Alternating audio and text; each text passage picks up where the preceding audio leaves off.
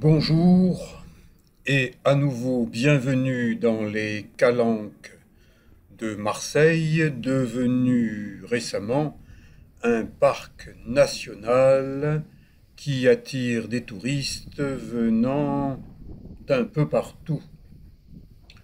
Mais le fléchage dans ce parc est hélas insuffisant.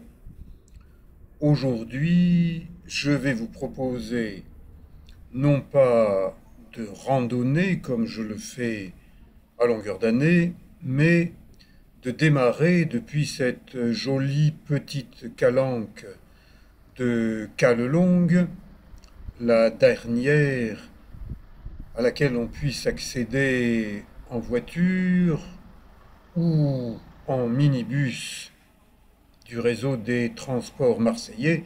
C'est ce que je vous conseille de faire. Prenez le bus, prenez le métro, prenez le train, ne prenez pas votre voiture. Et si vous êtes en voiture ou sur un bateau, eh ben, invitez des gens. La pêche aux poulpes est désormais interdite pendant la période estivale où il se reproduit beaucoup.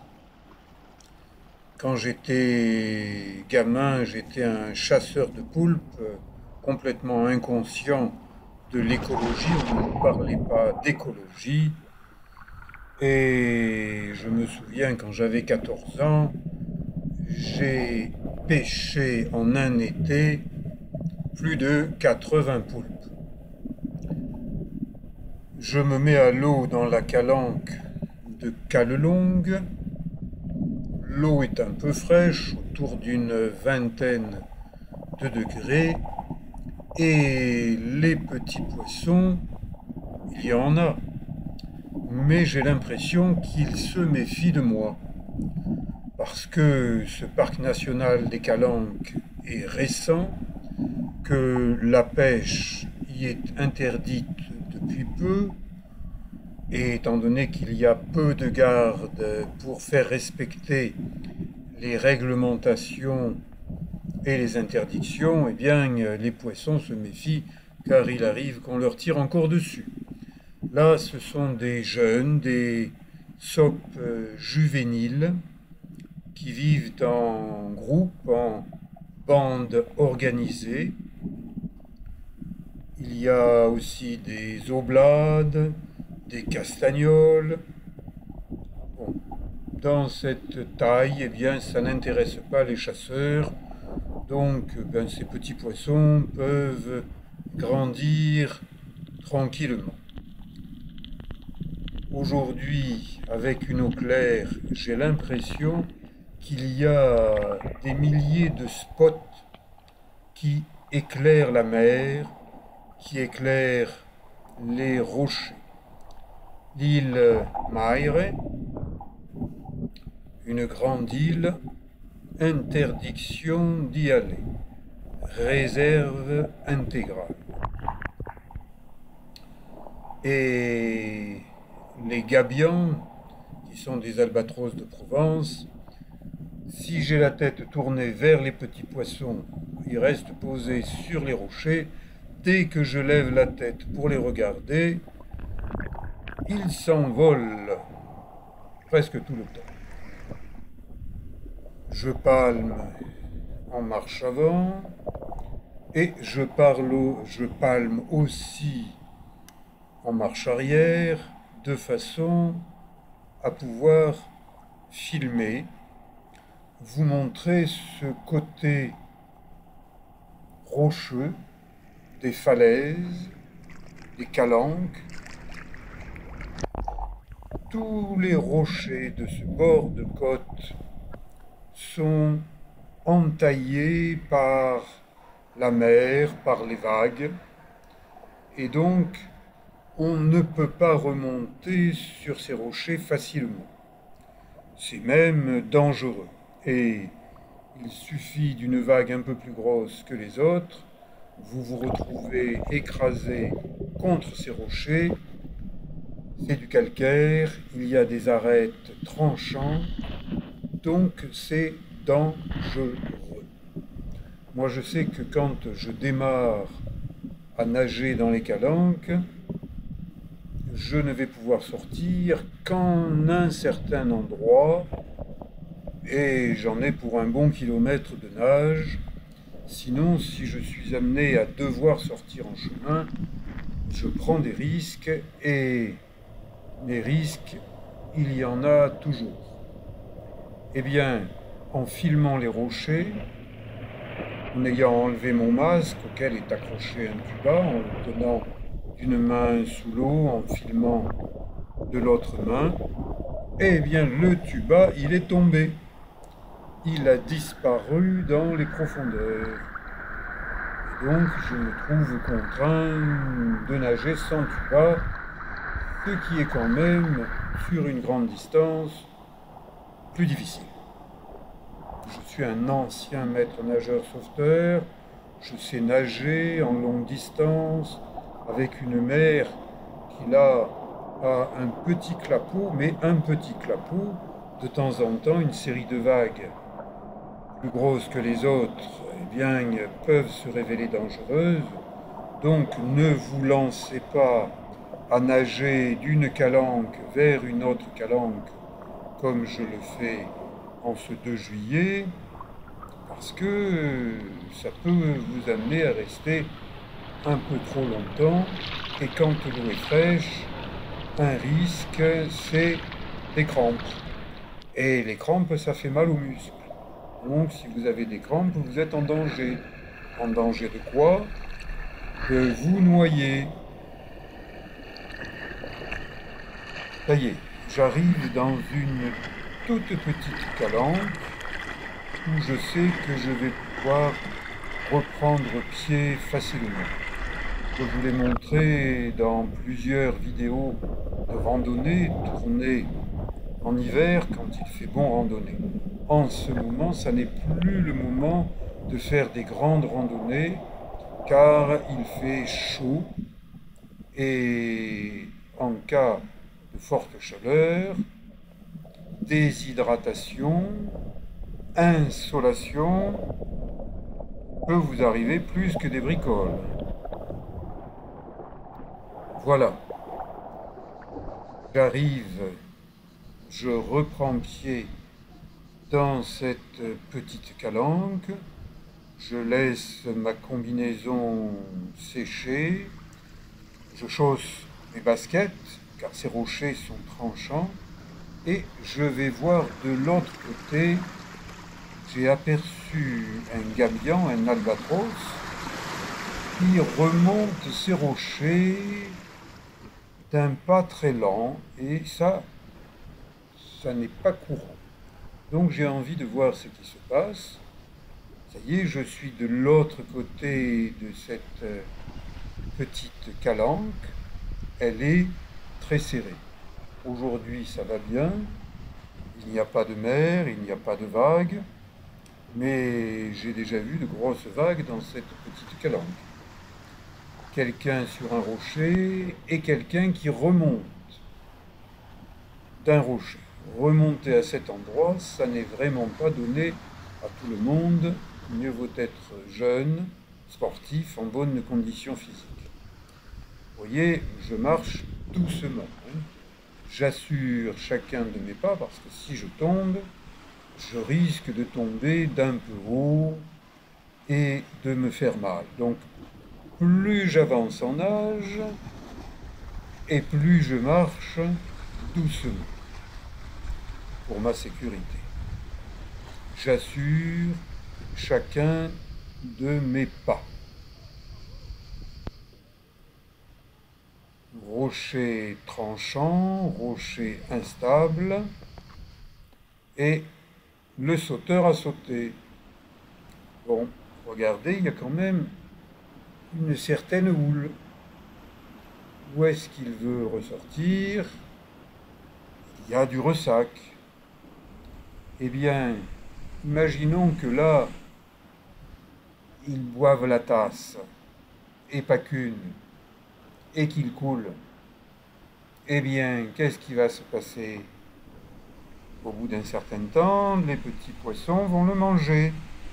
Voilà une fin écologique, hein, si vous n'avez pas quoi faire pour terminer votre vie. Allez vous donner à manger aux poissons.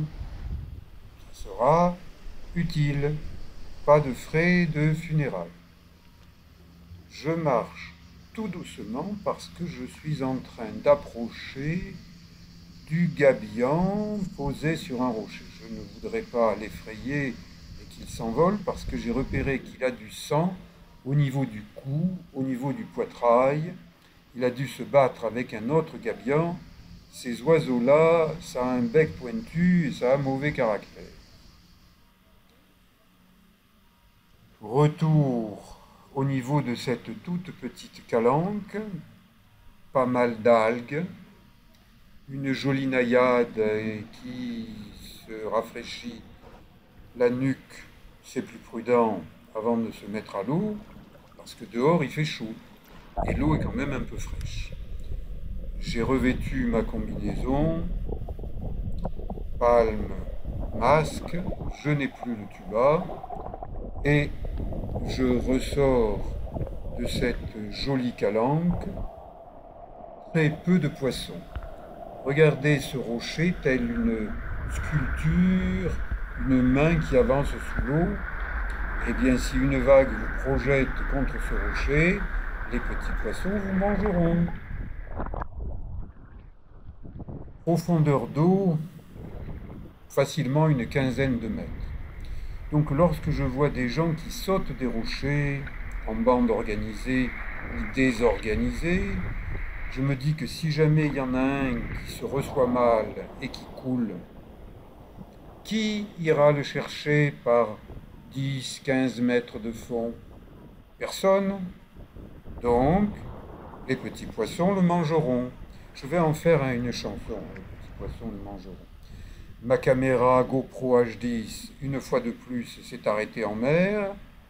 Problème de batterie, pourtant j'en ai mis une nouvelle. Donc, je ressors, je me dis, ok, j'arrête de nager, je rentre tranquillement en admirant le cadre magnifique dans lequel j'évolue. Mais aujourd'hui, plutôt que de reprendre le sentier que je connais presque pierre par pierre, eh bien, je décide, en souvenir des années 80, de crapahuter. Crapahuter, qu'est-ce que c'est? C'est un peu plus que marcher et c'est un peu moins qu'escalader. Mais c'est déjà grimper. Donc, avec des baskets de trail, ce sont des New Balance. Elles sont très confortables, elles ne sont pas serrées. Ce ne sont pas des chaussons d'escalade. Les chaussons d'escalade, pour être précis, ils ont besoin d'être très serrés, de vous esquicher, comme on dit dans le Midi, les orteils, pour que vous ayez plus de précision. Eh bien, moi, je n'ai pas de chaussures d'escalade aujourd'hui. J'ai de simples baskets. Il y a pas mal d'années que je ne grimpe plus, mais je grimpe avec mes souvenirs. Je grimpe comme j'ai appris à grimper dans les années 80. J'avais une trentaine d'années. Patrick Edlinger avait 10 ans de moins que moi. Il me disait, à 30 ans, mais t'es un vieux, toi. Eh oui, c'est vrai qu'à cette époque, 10 ans, ça comptait beaucoup. Maintenant, certains sportifs vieillissent mieux. Eh bien moi, j'ai appris à grimper à 30 ans. Et j'ai appris à grimper souvent seul. J'ai appris à monter sur des rochers et ensuite à en redescendre. Alors que la jeune génération de l'époque avait découvert des tapis qu'ils mettaient sous les voies d'escalade, et puis à certains moments, ils lâchaient prise et boum, ils tombaient sur le tapis, sur le dos. Ça les faisait rigoler, ça leur faisait pas mal au dos. Moi, c'est une technique que je n'ai jamais employée. J'ai toujours grimpé et redescendu les voies que j'avais grimpées. Et cette manière de faire fait qu'aujourd'hui, à 72 ans, je continue à faire. Alors qu'il y en a d'autres qui n'ont appris que le sens de la montée, et le jour où ils ont eu un problème de descente, ça a été le dernier problème, et ils sont montés voir Saint-Pierre. Donc moi je suis prudent, un pas après l'autre à la montée, un pas après l'autre à la descente, en n'étant pas pressé. Je n'ai jamais fait de compétition d'escalade. La compétition ne m'intéresse pas pour moi, même si je respecte et j'admire les gens qui font de la compétition. Je regarde les rochers. Où est-ce que je peux encore m'amuser aujourd'hui, à 72 ans, pour savoir, en pratique, comment mon corps fonctionne encore? Je peux vous dire que mon corps, il a vieilli, et que ce simple mouvement d'élévation du pied droit un peu rapide, aujourd'hui, je réfléchis avant de le faire. Alors que, quand j'avais une trentaine d'années, il y a une quarantaine d'années, je ne me posais pas la question, les pieds montés, les mains montées, tout tenait relativement facilement, avec un contrôle musculaire lié à la jeunesse, que je n'ai plus. Donc, maintenant, quand je m'amuse encore avec ce type de rocher, je risque de me faire mal. Toute chute, surtout dans un endroit où il n'y a personne, eh bien, ça peut être lourd de conséquences. Donc, ma règle d'or quand je suis sur des rochers, que ça soit pour grimper, voire grimpoter, est la même que lorsque je faisais du ski alpin sur les pierres, c'est ne pas tomber, ne jamais tomber. Tomber, ça fait mal. Tomber, c'est une forme d'échec. On a loupé quelque chose, on a loupé un pas et on est tombé. Donc, je m'amuse à monter et redescendre de ces rochers simplement parce que je peux encore le faire. Et je ne sais pas combien ce encore va durer. Donc, la vie est courte, mieux vaut profiter de chaque moment qui passe, de chaque année qui passe, car les années passent bien vite. Je vous montre un dernier passage. Observez le placement de mes pieds, le placement de mes mains. Je ne connais pas le terrain, je le découvre. J'ai placé ma caméra sur un rocher, elle filme ce qu'elle voit, et ensuite, je contrôle ce que j'ai filmé. Allez, je suis assez monté, maintenant, il faut redescendre. Redescendre est un peu plus difficile que remonter. L'escalade nécessite d'avoir de la force musculaire, de la souplesse et de l'intelligence. L'intelligence est le respect de soi, de son corps, pour continuer à jouer avec les rochers, avec la nature, avec son corps, avec sa tête. Voilà, je me suis bien amusé. Maintenant, je reprends le sentier, puis je prends le bus numéro 20, suivi du bus numéro 19, d'un métro jusqu'à la gare Saint-Charles et d'un train de Marseille jusqu'à Toulon. Je suis content de mon samedi 2 juillet. Je vous dis à bientôt. Merci.